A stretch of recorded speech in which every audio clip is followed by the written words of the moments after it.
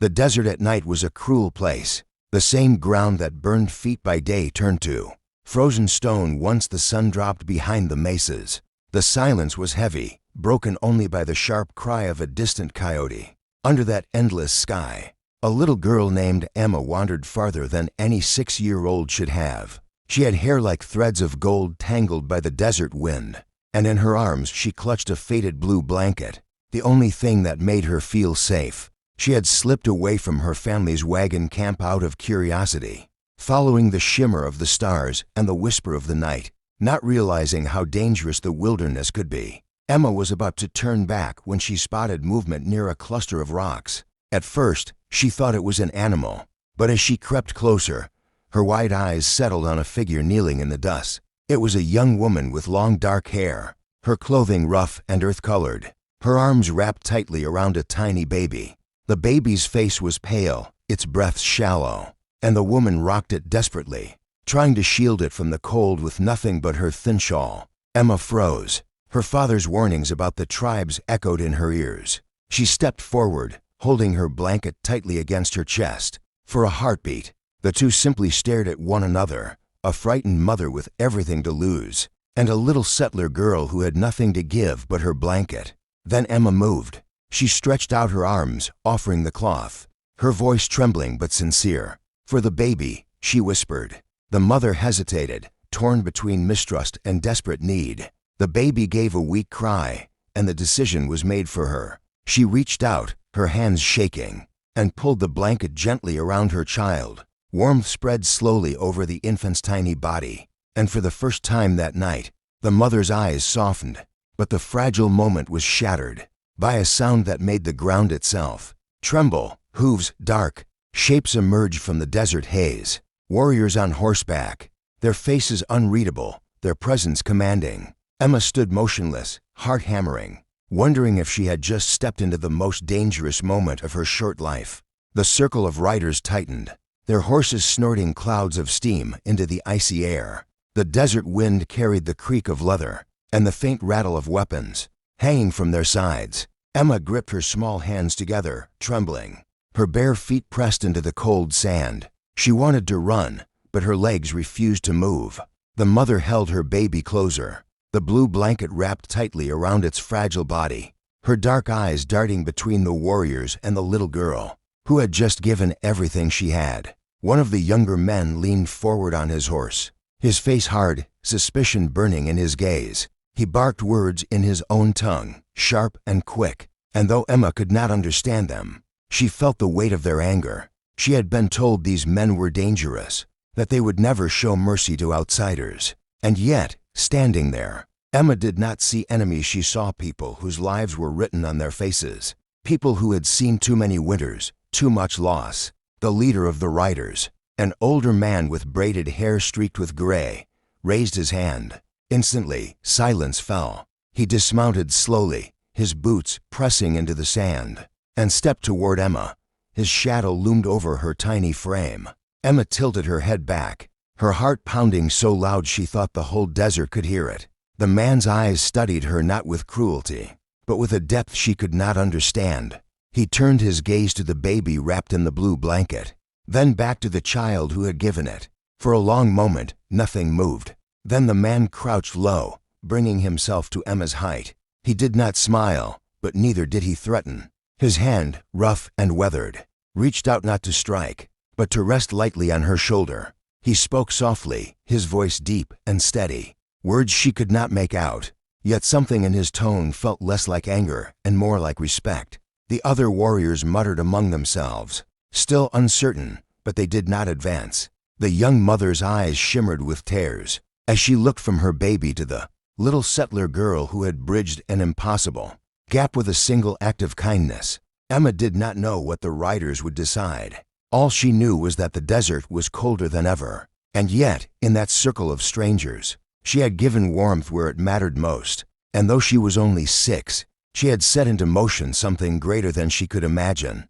The circle of horsemen closed in slowly, their shadows long against the moonlit sand, their breaths misting in the cold air. Emma clutched her empty arms where the blanket had been, her small frame trembling, but she did not move away from the native mother or the fragile baby wrapped.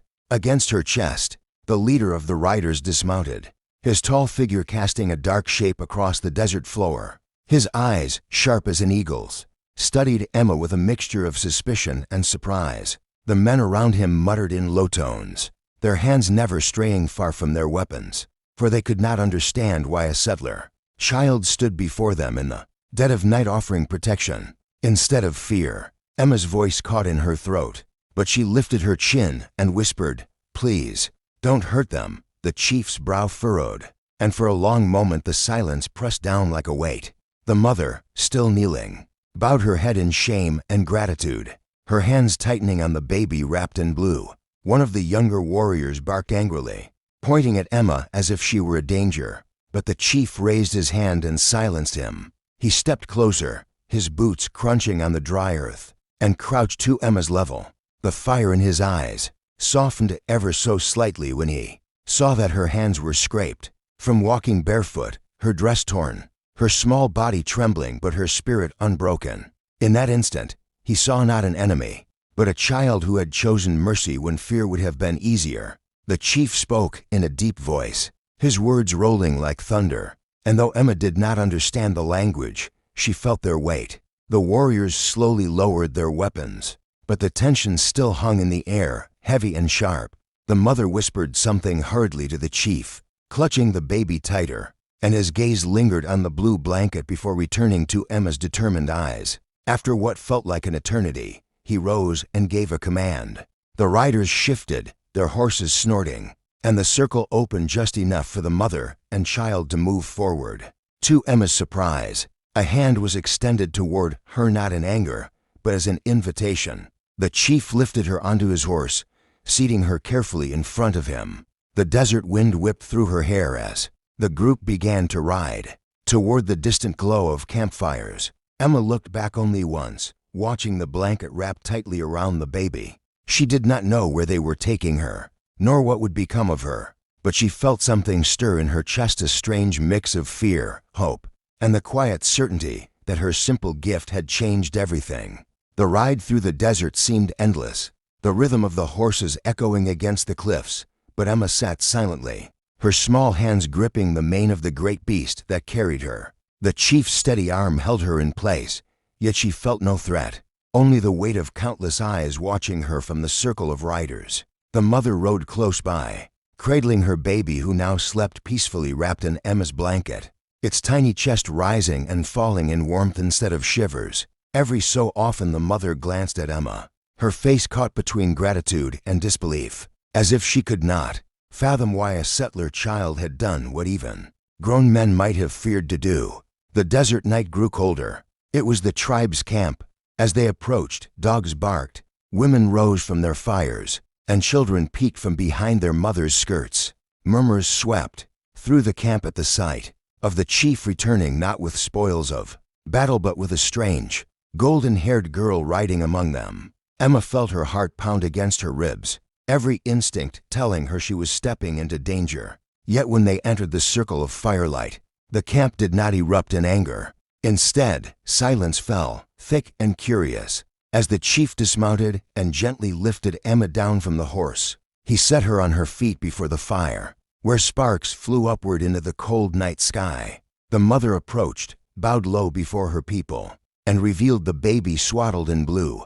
Gasps rippled through the crowd, for they recognized at once the unfamiliar fabric, the sign that the child had been saved not by their own hands but by the generosity of an outsider. Some frowned, distrust still written on their faces, but others softened, whispering among themselves. Emma stood alone, trembling, the fire's warmth licking at her chilled skin, waiting for judgment.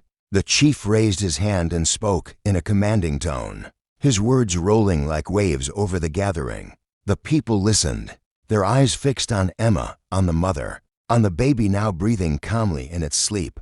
No one moved, no one spoke back. Emma did not understand the language, but she felt the shift in the air, the sense that something far greater than herself was unfolding. The blanket had become more than a scrap of fabric. It was a bridge, fragile yet strong, between two worlds that had always looked at one another with suspicion. As the fire cracked, and the desert wind sang through the canyons.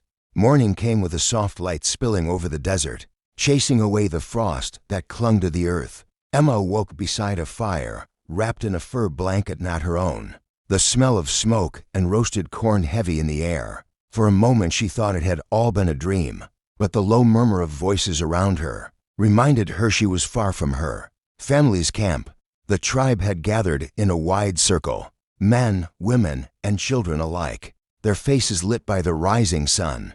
At the center stood the chief, tall and solemn, curious, suspicious, but none cruel. The mother she had met the night before knelt close by with her baby, who now slept soundly, cheeks rosy with warmth, the blue blanket still tucked around his tiny body. The sight filled Emma with relief, yet also a strange unease, for she realized the blanket no longer belonged to her. It had become part of the child's life now, bound by an invisible thread of trust.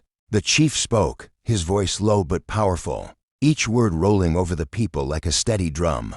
Though Emma could not understand the language, she felt the gravity in his tone. The warriors from the night before added their voices, some gesturing toward Emma with doubt, others nodding with respect. She sensed debate, a weighing of her presence in their midst. Fear tightened her chest, but she stood tall, refusing to cry though every part of her wanted to run. Then the mother rose, holding the baby high for all to see. She spoke quickly, her words carrying both urgency and gratitude. At one point, she pointed to Emma, then to the blanket, then pressed her hand against her heart. The circle grew quiet. Emma's small act of kindness had become testimony, spoken not by her but by the woman she had helped. Slowly, the chief stepped forward and placed a hand on Emma's shoulder. His eyes met hers, and though the language barrier stood between them, she understood his meaning. He was not casting her out. He was giving her a place among them, at least for now. A murmur of surprise swept through the tribe, shock written on many faces, for no one had expected the leader to honor a settler child. Emma felt warmth rise in her chest, not just from the fire but from the realization that her gift had shifted. Something deep within this camp. What the tribe would do next, she could not yet imagine, but the air carried the sense of a story unfolding larger than herself, one that would bind her life to theirs in ways she could never have dreamed.